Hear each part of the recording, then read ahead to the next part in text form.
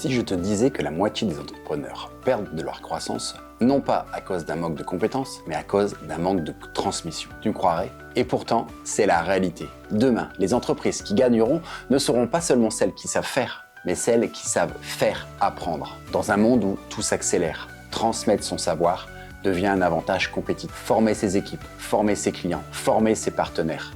Chaque compétence bien transmise devient un multiplicateur de performance. Plus d'autonomie, moins d'erreurs, une meilleure exécution et surtout, une croissance prévisible. Mais encore trop d'entrepreneurs confondent expliquer et former. Et c'est là que tout se joue. C'est exactement ce qu'on va décrypter aujourd'hui avec Timothée. C'est un entrepreneur et formateur passionné qui a fait de la pédagogie son arme secrète. Dans cet épisode, tu vas découvrir pourquoi l'andragogie, l'apprentissage des adultes, change tout dans ton leadership. Comment structurer ton expertise pour la rendre transmissible et donc scalable. Et en quoi une formation bien conçue peut devenir un actif rentable pour ton entreprise au même titre qu'un produit ou un process. Si tu veux faire grandir ton business sans t'épuiser, si tu veux que ton équipe gagne en autonomie et si tu veux transformer ta compétence en valeur durable, alors cet épisode va littéralement t'éclairer. Bienvenue dans Au cœur de l'entrepreneuriat. Installe-toi, ouvre ton esprit et pose-toi cette question. Quelles compétences pourrais-tu transformer en formation qui, dès demain, va te créer de la valeur? Timothée, je suis ravi de te recevoir aujourd'hui notre épisode qui est consacré à la formation. Est-ce que tu peux te présenter ton parcours de formateur, ton parcours de ce que tu as fait dans la vie? Ouais. Alors déjà, merci de me recevoir ici, c'est top. Avec plaisir. Donc moi, c'est Timothée Colombet. Historiquement, donc, je suis diplômé de la faculté de pharmacie de Grenoble sur un diplôme d'ingénieur dans le médical. Pendant plus de 15 ans, en fait, j'ai travaillé dans des sociétés innovantes du milieu du secteur médical, sur le secteur grenoblois, sur la France entière, enfin voilà. Mon rôle était plutôt mixte dans à la fois la vente de ces innovations et l'accompagnement justement au développement des compétences sur ces innovations-là et de montrer comment l'innovation allait changer les pratiques au quotidien dans un laboratoire d'analyse ou ce genre de choses, de faire monter en compétences les techniciens de laboratoire, les pharmaciens ou voire même les médecins. Donc j'ai travaillé aussi pendant 6 ans plus spécifiquement sur l'aspect formation dans une entreprise, donc Diabeloop, sur Grenoble, qui développait une pompe connectée pour les patients diabétiques de type 1. Et en fait, le produit de base, c'était qu'en fait, on utilisait des solutions existantes et on les pilotait et on les connectait entre elles grâce à de l'IA. Donc ça prenait une décision en temps réel sur le traitement. Et donc en fait, il fallait que j'aille former les médecins, les infirmiers, les patients, justement à l'usage de ce produit, de comment allait fonctionner l'IA, comment l'IA allait prendre une décision à la place d'un médecin et de lui montrer qu'en fait l'IA allait faire exactement la même chose que le médecin, mais de matière complètement automatisée. Et à l'issue de cette expérience-là, donc j'ai décidé de me lancer à mon compte. Donc, c'est là où j'ai fondé la société Cerebralis, où justement, c'est aujourd'hui j'accompagne organismes de formation, TPE, entrepreneurs, en fait, à concevoir des formations, mais aussi à transmettre une expertise technique. C'est-à-dire qu'aujourd'hui, ce que j'observe, c'est que tous les entrepreneurs ont monté leur société sur un thème technique qu'ils maîtrisent, mais transmettre cette technicité, c'est un autre métier aussi. Donc, je les accompagne sur cet aspect-là. Et aussi, je les accompagne sur la partie qualité, d'accord ? Donc, produire un système qualité qui va leur permettre d'être reconnus comme experts encore plus de leur domaine. Ok. Voilà. Donc du coup, là, l'objectif aujourd'hui du podcast, c'est de comprendre pourquoi il y a tant d'entrepreneurs qui sous-estiment la formation dans l'impact de leur métier. Je pense que tu l'as un peu expliqué là en disant on peut créer un expert technique, mais si personne sait l'utiliser, ça marchera pas. Je pense que l'exemple que tu donnais de Diabeloop, c'est vraiment un exemple réel. C'est une nouvelle technologie, il faut apprendre à l'utiliser. On a tous des logiciels qu'on utilise et on galère parce qu'on n'a pas les choses. Donc du coup, ce que je propose en fait, c'est qu'on va commencer par parler des mots un peu compliqués, pédagogie, andragogie, toutes ces choses-là en fait qu'on entend parfois parler. Est-ce que tu peux nous donner en fait une définition et une différence entre les deux? Alors, aujourd'hui, le mot andragogie, c'est pas un terme qu'on entend souvent. On entend plutôt l'apprentissage chez l'adulte versus l'apprentissage chez l'enfant. La pédagogie, c'est clairement l'apprentissage chez l'enfant avec un objectif de mémorisation de l'information pour pouvoir l'utiliser plus tard. L'andragogie, elle, s'applique vraiment à l'apprentissage chez l'adulte, où en fait, là, l'adulte, lui, il a fait ses connaissances, il a construit son dictionnaire, sa base de données dans son cerveau, etc. Et en fait, on va lui demander de mettre en application immédiatement les choses qu'il apprend. Donc, c'est pas du tout le même objectif, et c'est pour ça qu'il y a le terme andragogie qui est sorti et qui s'applique maintenant aujourd'hui à l'adulte. Donc, c'est pas du tout les mêmes objectifs quand on parle de pédagogie et d'andragogie. Du coup, les méthodes employées ne sont pas les mêmes. Les piliers sur lesquels on va s'appuyer ne sont pas les mêmes non plus. Voilà. Du coup, en cherchant là, en préparant ce podcast, j'avais regardé justement la différence entre les deux. J'ai un master en sciences de l'éducation, mais que j'ai passé il y a des dizaines et des dizaines d'années. Et en fait, en recherchant les choses, donc du coup, tu parlais des piliers. Moi, j'ai trouvé 5 paliers sur l'apprentissage de l'adulte. Du coup, l'autonomie, l'autodirection, l'utilité, la pertinence, l'expérience, la motivation intrinsèque et la sécurité, la bienveillance. Est-ce que ces choses-là, en fait, comment, dans un système qu'un entrepreneur va mettre en place dans sa formation, comment lui peut s'assurer que ces 5 piliers fonctionnent? Alors, en fait, ça va être plutôt sur les méthodes employées et sur la posture de formateur. Je prends l'exemple d'un professeur des écoles, d'un professeur au collège, au lycée, etc. Il va plutôt être dans une posture de sachant, d'accord, où je délivre un savoir. Voilà. Le formateur pour adultes, moi, ce que je conseille et que je donne comme information aux personnes que j'accompagne, c'est qu'en fait, il faut être un facilitateur. C'est-à-dire, si tu arrives de manière frontale face à tes bénéficiaires, tes apprenants, en leur disant « Écoutez, moi, je suis l'expert ultime du sujet qu'on va traiter aujourd'hui, vous m'écoutez, vous vous taisez, c'est moi qui parle. » Ça va pas fonctionner. Par contre, c'est dans la méthodologie pour que ces 5 piliers fonctionnent bien, en fait, tu vas utiliser l'expérience et les savoirs existants de tes bénéficiaires pour qu'ils deviennent acteurs de la formation. Limite, c'est ce que je dis, c'est que quand le formateur n'a rien à faire et qu'en fait la formation, elle vit d'elle-même grâce au groupe, c'est tout bénef. C'est là où tu as réussi vraiment l'adéquation parfaite entre ces 5 piliers.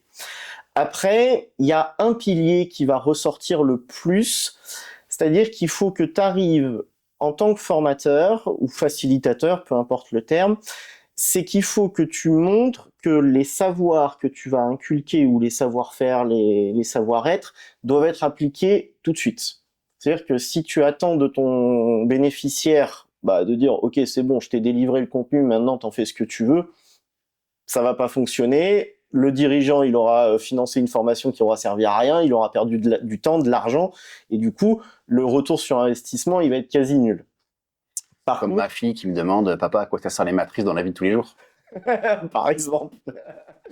Et quand elle était plus jeune, c'était à quoi servait Pythagore.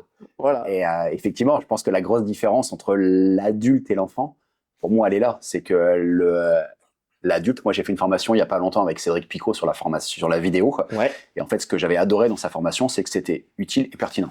C'est ça. C'est-à-dire qu'en fait, il m'expliquait quelque chose, on le mettait en œuvre tout de suite. Parce qu'en fait, il est arrivé en disant on va faire une formation. Et en fait, le but de la formation, c'était de créer notre premier film. Ouais. Et ça, on a vu l'utilité et la pertinence en fait tout de suite. Et tu as pu le mettre en application tout de suite derrière. Et ce qui est marrant, c'est qu'en fait, ce que tu disais tout à l'heure, c'est qu'on était avec Hugo, mon collègue, et Cédric, au bout d'un moment, il nous regardait. Et en fait, on était à deux à se partager les trucs. Et on le regardait, et on le regardait en souriant. On lui dit, on t'écoute pas. Il m'a dit, mais en fait, je m'en fiche que vous m'écoutez pas. Il dit, en fait, là, ce que vous faites, c'est génial parce qu'en fait, moi, je suis en train de vous former. Vous êtes en train de prendre l'outil en main. Vous êtes déjà en train de chercher des solutions. Il dit, mon boulot à moi aujourd'hui, c'est en fait de vous apporter mon expérience pour les problèmes que vous devez. C'est ça. Et donc ça, je pense que c'est hyper important en fait. Ouais, exactement, ouais. Tout à fait. Et du coup, par rapport à ça, le lien de cette pédagogie en fait spécialisée à l'adulte, comment un entrepreneur il doit le prendre en compte? Moi, demain, je développe un truc, comment en fait je l'utilise et comment je le développe. Quel est le message que je dois donner soit à mon équipe, mais la formation c'est aussi à mes clients, mais à mon équipe, c'est aux investisseurs. Comment en fait je peux... Alors, sur ce point-là, déjà, quand tu vas créer une formation, d'accord? Quasi à chaque fois, dans les gens que j'accompagne aujourd'hui, ils me disent « Ah bah je vais faire un support, je vais faire de la vidéo, je vais faire un PowerPoint, etc. » Ce que je leur dis, c'est qu'en fait, le support, d'accord, ce n'est pas la formation, ce n'est pas égal à la formation. C'est qu'en fait, c'est un moyen de faire passer un message.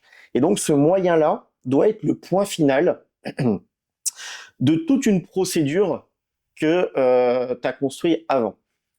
Donc, on peut parler, par exemple, il y a plusieurs modèles pédagogiques qui existent, mais le plus répandu qui existe depuis plus de 30 ans et qui est quand même assez éprouvé et qui s'applique à tout domaine, c'est le modèle ADDIE. Ok, donc ADDIE.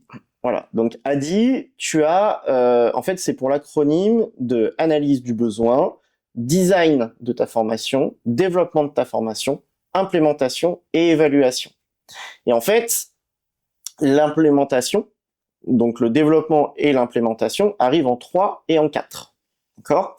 Et en fait, souvent les gens, ils ont tendance à dire le développement et l'implémentation, on va le mettre au début, et puis après on va se poser les questions de est-ce qu'on a bien fait les choses? Est-ce que c'est adapté aux besoins?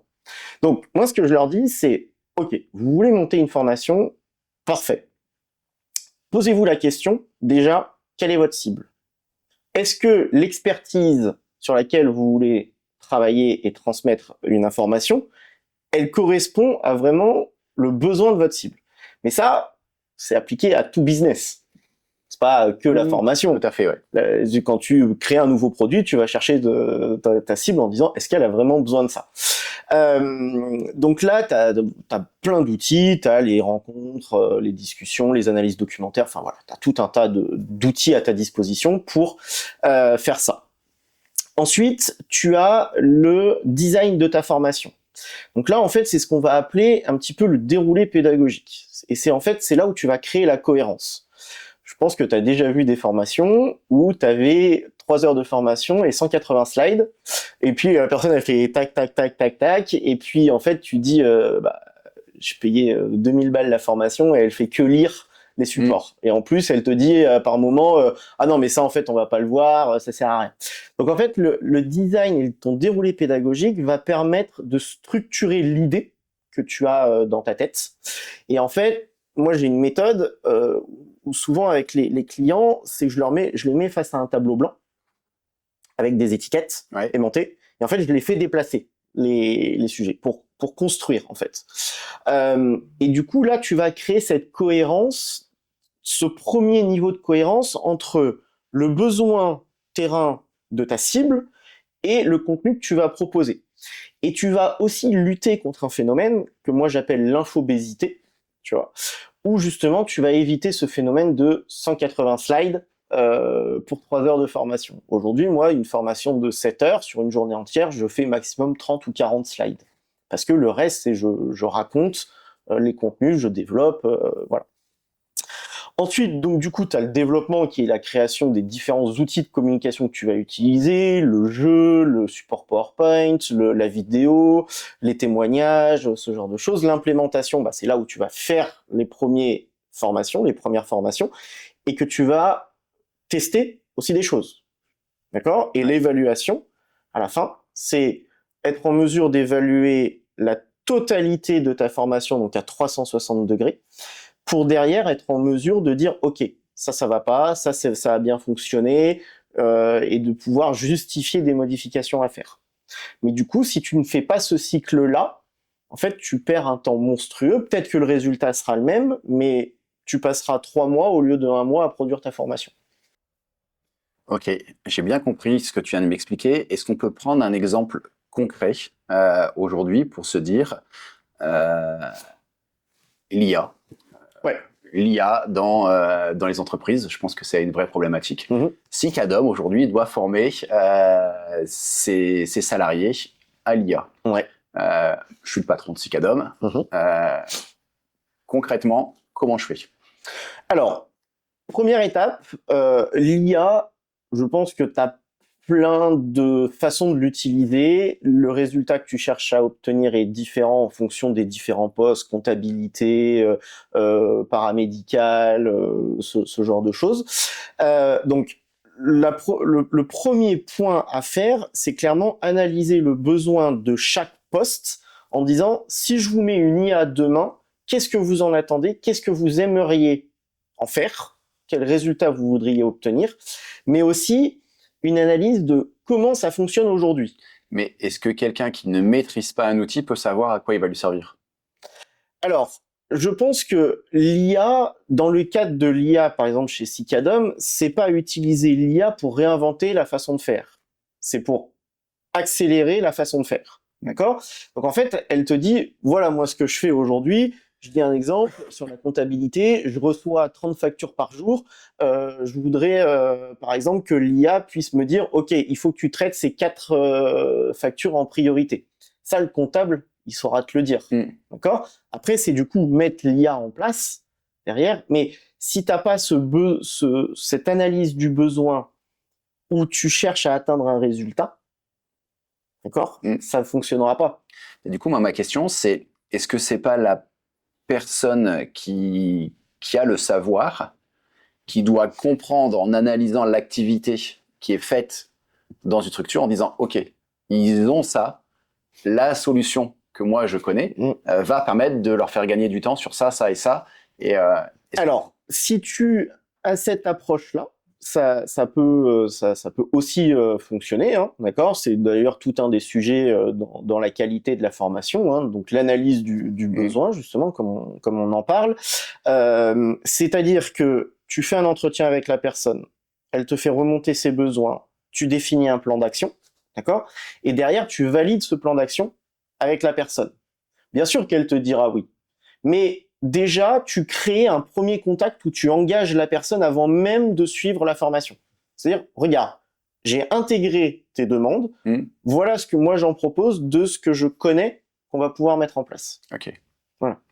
Donc une fois qu'on a analysé les besoins, donc là on a analysé les besoins, on a vu, on va partir sur la comptable, je pense que c'est la bonne idée parce que ça va parler à beaucoup de monde. Ouais. La comptable, on s'est dit, elle a besoin de faire des rapprochements entre sa facture et son bon de commande. Oui. L'IA va être capable de le faire. J'en suis là, je dis, OK, je vais la former à ce nouvel outil. Comment je fais? Alors du coup, là maintenant, ça va être se poser la question du design et justement de définir les objectifs pédagogiques. Ouais. Les objectifs pédagogiques, c'est ta boussole. C'est de dire, je vais te prendre par la main et je vais t'accompagner vers la réussite. D'accord?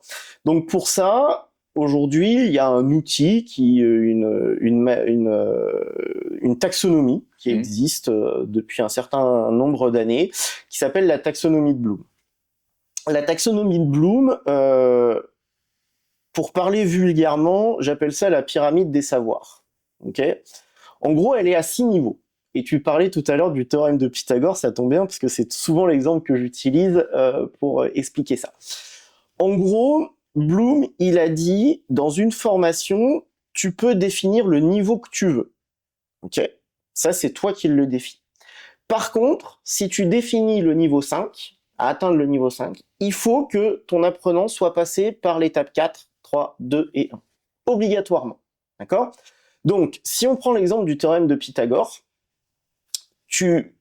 pour appliquer le théorème de Pythagore, tu es obligé de connaître sa définition. Donc déjà, quand tu abordes un sujet, qu'est-ce que l'IA? Tu es obligé d'être en capacité à le définir, l'IA. Ensuite, tu vas monter en niveau et tu vas commencer à atteindre les niveaux de « Ok, je connais ce que c'est. Je comprends comment je peux l'utiliser. » D'accord? Et ainsi de suite, tu vas monter jusqu'à, en fait, être en mesure de générer des nouveaux concepts avec l'IA, dans le cadre de l'IA.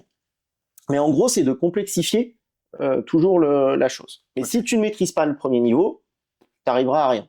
Je veux dire, mesurer la distance Terre-Lune avec l'ombre et le petit bâton, si tu connais pas Pythagore, ça marche pas. Tu sais pas faire une puissance, ça marche pas. Si tu sais pas faire voilà. un produit en croix, ça marche pas. Ça marche pas non plus, les divisions. Voilà. Donc, c'est exactement ça.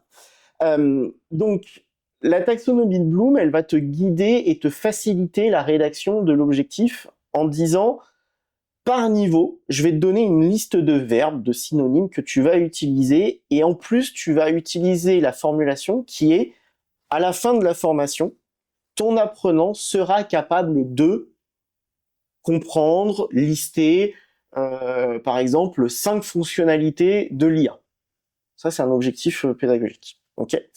Et donc, plus tu vas être précis dans l'objectif, dans l'attente que toi, tu as en tant que formateur de ton bénéficiaire et de comment tu vas l'évaluer, plus tu vas mettre l'apprenant dans de bonnes conditions parce que l'adulte, il a besoin de visibilité et de savoir où il va. C'est notamment un des piliers, la sécurité. Être dans un environnement sécurisé. Si tu le laisses en disant, bah écoutez, vous verrez bien à la fin où on sera, il va dire dès le début, ouais, mais c'est nul cette formation-là, à quoi elle va me servir, tu vois. Tout à fait. Donc là, on a vu ça, on a créé. Est-ce qu'il y a des outils spécifiques, quelqu'un qui peut créer une formation, qui peut utiliser? On parlait de l'IA, est-ce que je vais utiliser une IA pour faire une formation sur l'IA? Alors, tu peux. C'est même quand il s'agit de former un logiciel, je trouve que d'utiliser l'IA que tu vas implémenter, c'est le plus intelligent quand même. Je dis une bêtise, mais si tu implémentes l'intelligence l'IA Gemini dans ta boîte, mais que tu formes à ChatGPT, je veux dire. Non, ce que je parlais, c'était que c'est moi en fait qui suis en train de créer la formation. Ouais. Et est-ce que toi, tu conseilles en fait est-ce que tu utilises toi quand tu crées une formation des outils pour te faire gagner du temps?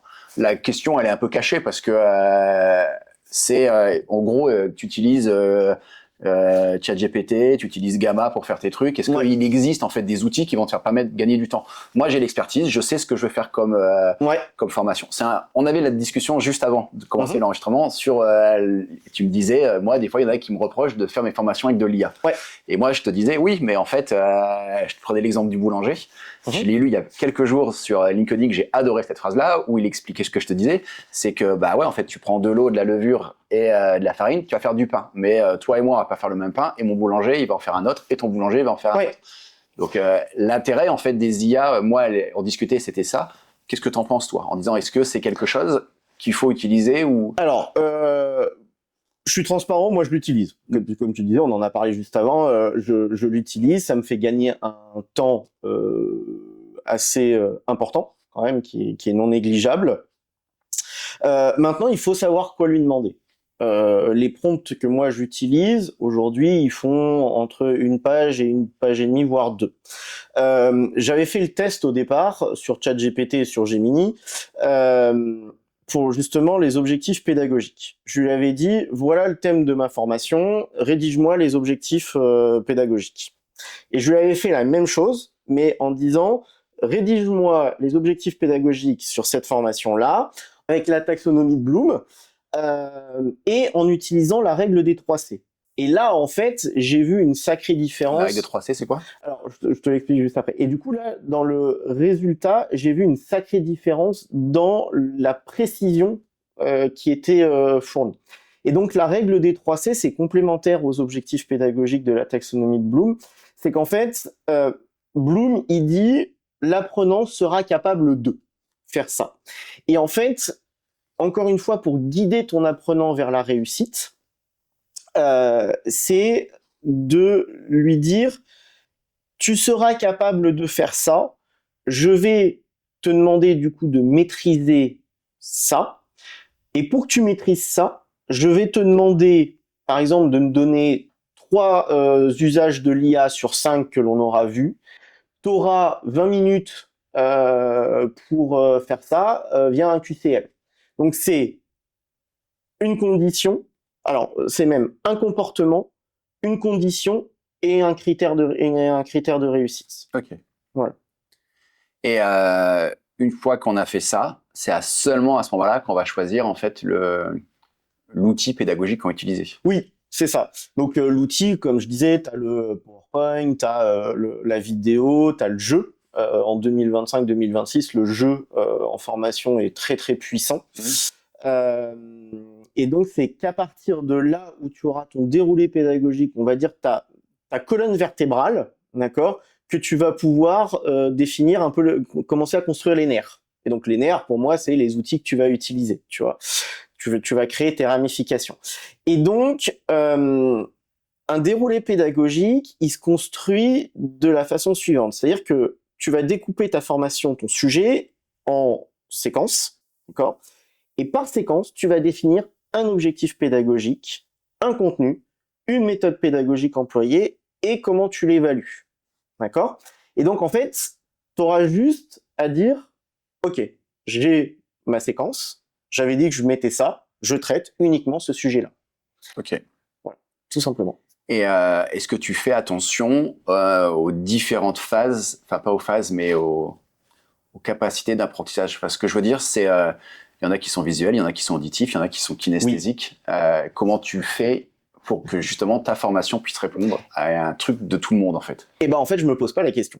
Je traite les trois méthodes d'apprentissage. C'est-à-dire que si tu fais que du PowerPoint sur une formation longue, par exemple de 4 jours, clairement, tu vas perdre tout le monde au bout de 2 jours. Ils disent, ah, mais c'est pénible, ton PowerPoint, on fait que ça. Voilà. Par contre, si tu varies les méthodes, donc tu dis, OK, là, on va voir du PowerPoint, on diffuse. Après, on va faire une mise en pratique. Donc là, en fait, tu vas bouger la salle. Voilà, donc tu demandes aux gens de se déplacer, de changer de place. Si tu as une grande salle, moi par exemple dernièrement j'avais formé le Dauphiné libéré, d'accord, sur formation de formateurs. Et ben en fait sur les temps d'application, je leur demandais de sortir. Donc on sortait sur le parking et en fait on faisait la formation dans un autre environnement. J'utilisais la vidéo, des vidéos témoignages que je pouvais trouver sur internet. Après je faisais des tours de table, les post-it avec les nuages de mots. Où en fait ça. Donc tu varies toutes ces méthodes là. Et tu as des méthodes pour varier, parce que là tu parles essentiellement quand tu es en présentiel. Ouais. Mais de plus en plus on a des formations en distanciel. Ouais. Enfin, moi je fais plein de formations qui sont en distanciel. Comment tu peux varier? Quelle méthode tu pourrais donner à ceux qui veulent se lancer? Alors le distanciel aujourd'hui, ça va être clairement le jeu. Les jeux de plateau, les jeux collaboratifs, ça c'est clairement pour le distanciel, c'est la méthode qui va permettre de varier. Parce qu'encore une fois, dans les formations, t'es pas là pour mettre en compétition les apprenants. Ouais. Donc le jeu souvent il est perçu comme ça. Ah ouais, mais en fait, ils vont être hyper compétitifs, ils vont se battre, on va infantiliser, ce genre de choses. Donc, l'idée du jeu collaboratif, c'est de dire, vous avez un groupe de 10 personnes, ok, et ben on va tous les faire jouer ensemble pour arriver à résoudre une problématique donnée, tu vois. Et toi, en tant que formateur, tu ne peux pas être acteur du jeu, mais tu dois être observateur, ok. Tu dois être le maître du jeu. Tu dois pouvoir justement gérer les différents profils. Donc, par exemple, souvent, tu as des personnes plus timides, tu en as d'autres qui prennent le lead. On voit ça souvent dans les escape games. Tu en as toujours un qui dit faut faire ça, dépêchez-vous, tout ça. Et puis, tu as le timide qui suit. En fait, le maître du jeu, ça va être justement de réguler ça. Et du coup, sur le distanciel, aujourd'hui, moi, ce que je conseille, c'est pas plus d'une demi-heure de slide. Okay, et après, c'est joué pour la mise en application. Parfait. Maintenant, je propose qu'on attaque une deuxième partie. C'est, on voit de plus en plus d'infopreneurs. Il y en a qui la formation aujourd'hui sur TikTok, Instagram, on nous propose ça tout le temps. Ouais. Est-ce qu'on peut parler en fait de la façon de monétiser son savoir, professionnaliser son approche? Et en fait, ce que je voudrais qu'on puisse montrer aujourd'hui, c'est que la formation, c'est un modèle économique, mais c'est un modèle économique pour aller vendre une formation, mais c'est aussi un modèle économique à l'intérieur de l'entreprise. Oui. Et du coup, il existe plein de choses, le Calliope, le référentiel national de qualité, le CEPS, pas le CEPS, n'importe quoi. C'est des formations professionnelles, ça. Le CPF, pardon. Le CPF, oui. Toutes ces choses-là, en fait, comment moi, demain, je décide d'ouvrir une boîte pour faire de la formation, comment je m'en sors? Quelles sont les étapes? Comment je fais? Alors, donc, Calliope, tu en as parlé, le référentiel national qualité. Donc aujourd'hui, pour expliquer, l'architecture un petit peu de la qualité pour les organismes de formation. Tu as une entité qui est détenue par l'État, qu'on appelle le COFRAC. Le COFRAC, c'est un organisme qui va délivrer tout un tas de certifications sur le marché français, uniquement sur le marché français, et qui va déléguer à des organismes certificateurs le droit de délivrer un label en particulier. Dans le cas de la formation, c'est Calliope. D'accord ?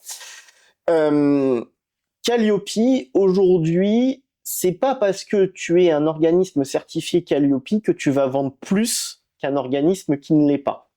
D'accord ? Ça, faut bien le comprendre. Ça... En fait, quel est l'intérêt d'être Calliope et de pas l'être ? Voilà. Alors, donc, Calliope va t'ouvrir la possibilité d'aller chercher des fonds publics ou mutualisés, d'accord, donc auprès des opérateurs de compétences, comme tu l'as dit avec le CPF, les fonds OPCO, publics, voilà, tout ce genre d'acteurs. Ok, mais c'est tout. Ça va, c'est le principal, on va dire, c'est le principal but et c'est comme ça qu'il est vu. Calliope, ça veut pas dire que ta formation elle est bonne, ça veut dire que tu réponds à des critères de qualité. C'est ça, exactement. Et dans le process qualité, dans le process d'évaluation administrative. Oui, c'est ça. C'est que tu évalues des processus. Tu n'évalues pas la qualité d'une formation et de son contenu. D'accord ? Par contre, si tu appliques le modèle ADI qu'on a vu juste avant, naturellement, en fait, tu vas être opérationnel en termes de processus sur ton Calliope et la qualité de ta formation s'en verra améliorée derrière. Donc en fait, faut pas voir de manière décousue, tout est lié ensemble, d'accord ? Et aujourd'hui, Calliope, il souffre un peu d'une mauvaise image. C'est-à-dire, voilà. Moi, sur les réseaux sociaux, LinkedIn, tout ça, je vois des entrepreneurs qui étaient Calliope avant, qui ne le sont plus, qui crachent un peu sur Calliope. Et quand je vais creuser, en fait, je m'aperçois qu'aujourd'hui, ils arrivent à vendre leur formation sans avoir besoin de Calliope. J'insiste vraiment sur le fait que Calliope, c'est vraiment un système qui va te permettre d'améliorer continuellement ta façon de faire et tes process qualité sur la formation. Okay, donc il y a 7 critères sur la qualité de comment tu communiques ton offre de formation, comment tu gères par exemple les personnes en situation de handicap dans ta formation pour être le plus inclusif possible, comment tu délivres ton action de formation, comment tu l'évalues, etc., etc. Ok ? Et donc, ce qu'il faut bien voir derrière, c'est que ce système-là, quand tu évalues en tant qu'auditeur, et je sais de quoi je parle puisque je suis auditeur et Calliope aussi dans une autre activité, c'est qu'en fait, on va, par rapport au référentiel national qualité que tu citais en introduction, il va te dire quel résultat tu dois atteindre. Mais il va pas te dire comment le faire. D'accord ? Donc c'est à toi, en fonction de comment fonctionne ta boîte, de dire « Ok, je vais faire comme ça ». Et derrière, nous, auditeurs, on va dire « Ok, on a ce résultat-là à atteindre, expliquez-moi comment vous faites. » Tu expliques, tu dis « Bah voilà, moi j'utilise tel ou tel document dans ma liste à faire. » Et du coup, on va aller voir dans tes actions de formation que tu utilises bien ces documents et que tu appliques ton process. Donc il faut être dans cette démarche-là. Tu vois ? Est-ce que moi, entrepreneur dans ma société, j'ai un intérêt à passer Calliope pour former mon personnel, ou aujourd'hui, en fait, je forme mon personnel soit par des organismes qui sont Calliope ou pas, parce qu'en fait, il y a plein de fois où on va pas chercher des organismes Calliope. Ouais. Les universités ne sont pas Calliope. Pourtant, elles ont d'autres labels, mais des formations qui sont quand même pas mal intéressants. Oui. Et nous, on forme pas mal d'infirmiers sur des DU spécifiques. Mais demain, je dois former. Je décide, moi, Yoann Carizot, de faire une formation sur l'IA, parce que c'est un truc que je commence à maîtriser plus que... Est-ce qu'il y a un intérêt dans mon entreprise, est-ce que j'aille chercher une formation Calliope, enfin, que je me fasse Calliope ou pas? Est-ce que, ma question, elle est, est-ce que si demain, mon entreprise est Calliope, je peux m'auto-facturer de la formation? Non. Aucun intérêt, du coup, d'aller chercher... Aucun intérêt. Ok. Par contre, l'intérêt, je le vois plus en disant un guide à côté, un manuel d'utilisation de comment construire ta formation en interne. clairement, tu pourras pas aller chercher auprès de ton OPCO en disant je paye ma formation interne.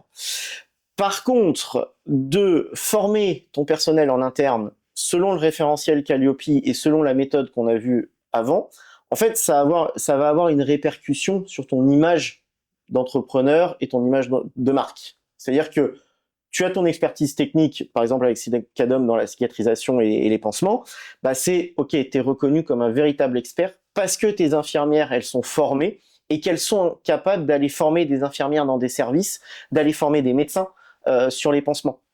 Tu vois. Et donc, derrière, ton organisme de formation, si tu en montes un, par exemple, chez Cicadom, tu pourrais tout à fait le faire certifier Calliope, mais pour des formations externes. Mais qui ne sont pas les formations qu'on utilise dans la santé. Voilà. Parce que dans la santé, il y a d'autres... je suis en train de chercher, en fait, comment ça s'appelle dans la santé, mais j'ai oublié. Enfin, il y a d'autres référentiels. Bien sûr qu'il y a d'autres référentiels, mais tu vois, par exemple, moi, en termes d'auditeur Calliope, depuis que je fais ça, donc 1 an et demi, j'ai découvert des entrepreneurs, mais jamais j'osais imaginer qu'ils pouvaient être Calliope.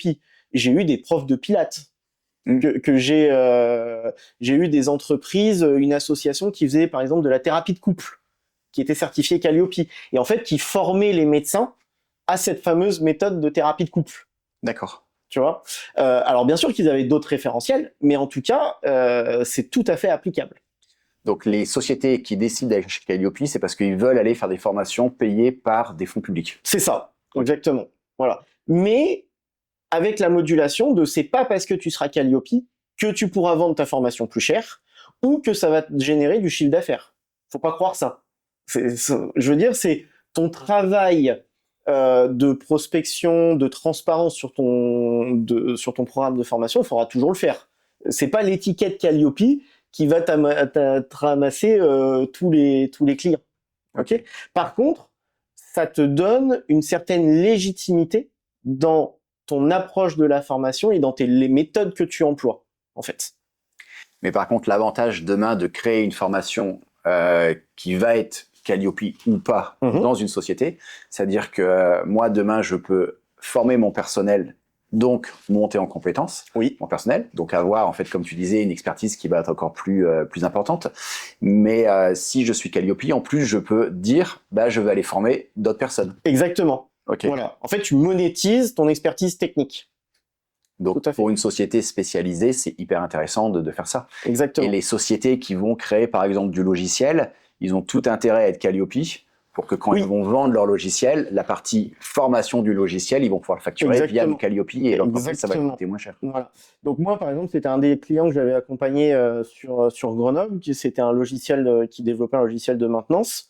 Justement, ils m'avaient contacté parce que eux, ce qu'ils constataient depuis un certain temps, c'est qu'il y avait un nombre de plaintes qui montaient sur l'usage de leur logiciel. Et donc, ils avaient décidé, en fait, de manière commerciale, en fait, dans la vente de leur logiciel, d'intégrer un accompagnement type formation à l'usage du logiciel.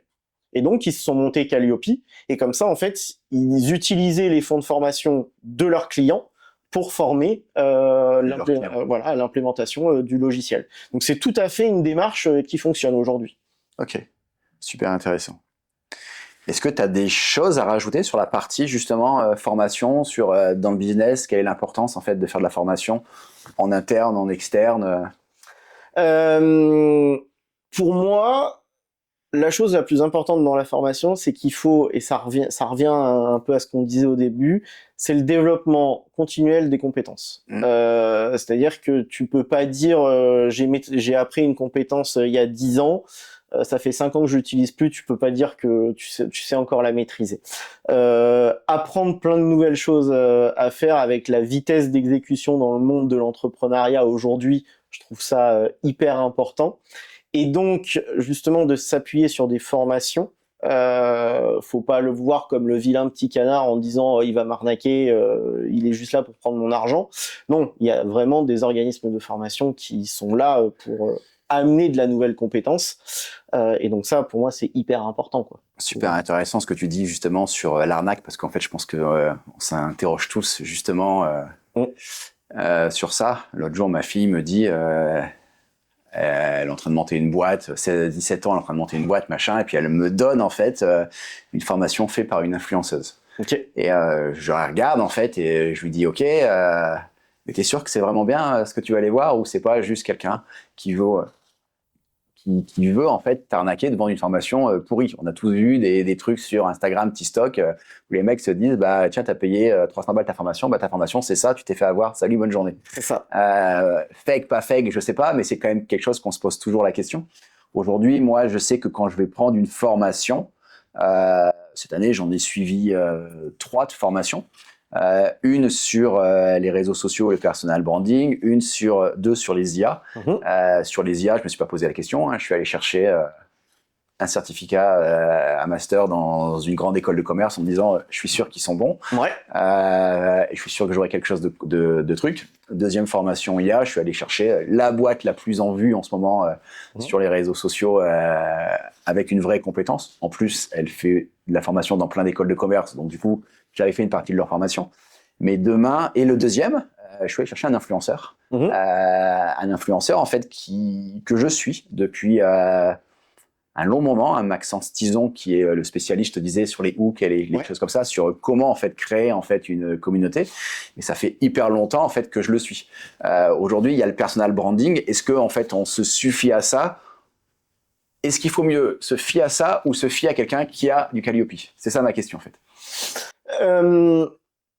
Même si une entreprise est certifiée Calliope, t'es pas à l'abri qu'en fait la démarche derrière, elle soit, on va dire pas de l'arnaque, mais en tout cas que la formation ne soit pas impactante. Il aura répondu à ses process Calliope, il aura fourni les documents, merci, au revoir.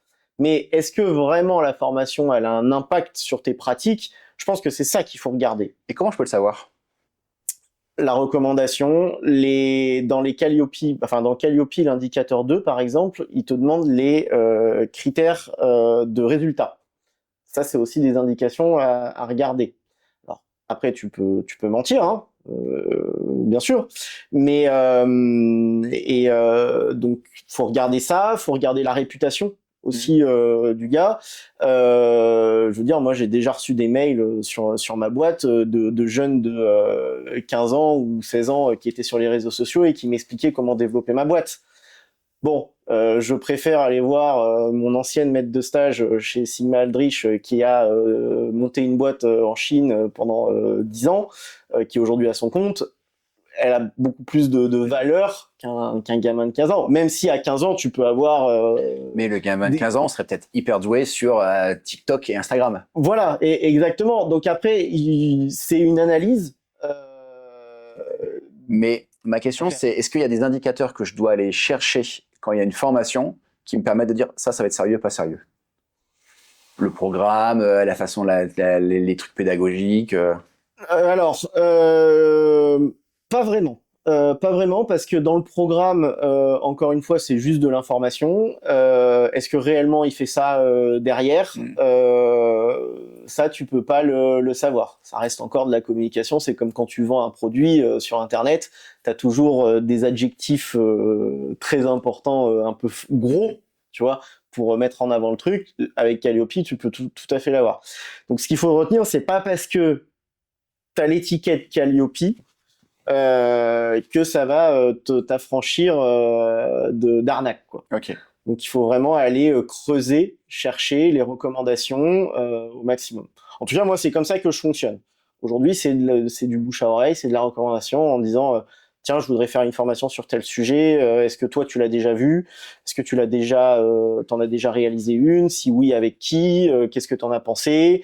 C'est regarder les commentaires sur Google aussi. Voilà, tout croiser le maximum d'informations pour prendre une décision. Ok. Voilà. D'autres choses? Pour moi, c'est mieux. Bah top. Merci. Merci, c'était passionnant. Ouais. J'espère que ça servira à nos spectateurs. J'espère aussi. Si on veut te contacter, on veut faire appel à toi, comment on fait? Où est-ce qu'on te trouve? Site web, cerebralis.fr, donc cérébral, ouais. Développement des sphères cérébrales, IS à la fin. pour initier le changement et structurer les formations pro. Ok, formulaire de contact. Et puis, sinon, c'est l'adresse mail classique de tout le monde, c'est contact@cerebralis.fr. D'accord. Tu es présent sur les réseaux sociaux? Je suis présent sur LinkedIn, j'ai une page entreprise, Timothée Colombet sur LinkedIn, principal réseau que j'utilise aujourd'hui. Et si on veut faire appel à toi, quels sont les trucs où tu vas pouvoir nous aider? Alors, déjà sur la structuration de l'idée de formation. Tu as une idée en tête, je vais aller chercher toutes les informations que tu as dans ta tête, poser sur une feuille et essayer de construire un programme, un déroulé pédagogique cohérent. D'accord? Donc ça, c'est en fait l'ingénierie, ce qu'on appelle l'ingénierie pédagogique. Le deuxième sujet, ça va être la conception, création de jeux pour ta formation, création de support, création de e-learning, par exemple.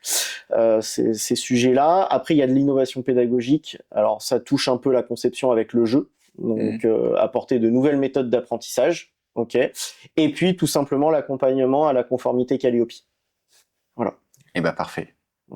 Merci beaucoup. Merci à toi. Top.